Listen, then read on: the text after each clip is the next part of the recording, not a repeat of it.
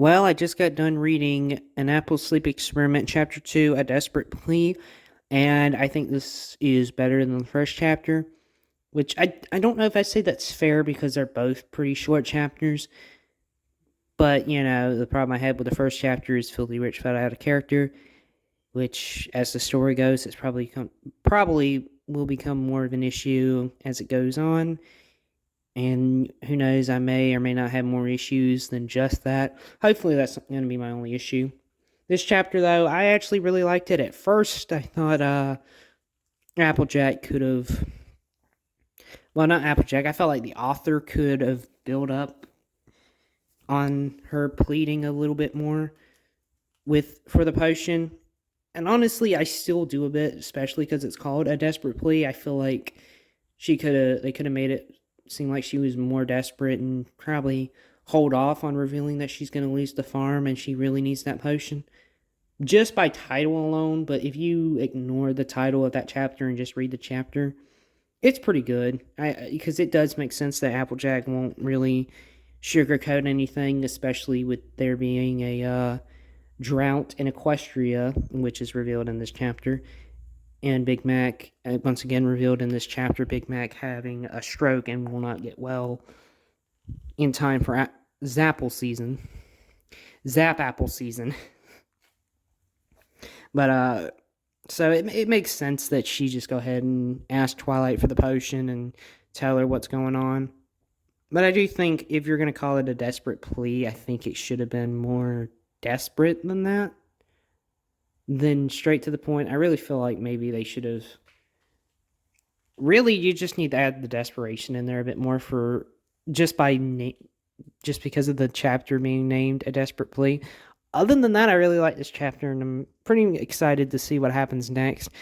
I don't know if I'm going to review the third chapter or not this week or not. If it's going to be this week or next week, probably will be this week, and if so, it'd probably be Friday to Sunday. I don't see myself putting two videos back to back like that, but you never know, that might happen. But as is, I like this chapter a bit more. I didn't have many complaints. Again, I do think she could have been a lot more desperate and they could have built off on her asking for the potion a bit more, but they might do that in the next chapter. But one thing I do have to ask real quick, I didn't want to until I finished the story, but I do have to ask, why doesn't she ask Rarity, Fluttershy, or Pinkie Pie for help? It makes sense why she doesn't ask Rainbow Dash here, because Rainbow Dash is in the Wonderbolts in this time, and she's out trying to solve the drought in Equestria along with Twilight. She's got a lot on her plate, so they're explaining why she doesn't ask them for help. But why doesn't she ask Pinkie Pie, Fluttershy, and Rarity? Yes, I know Rarity has her own business, but I'm pretty sure she has a lot of money that she can go around and she can get money there.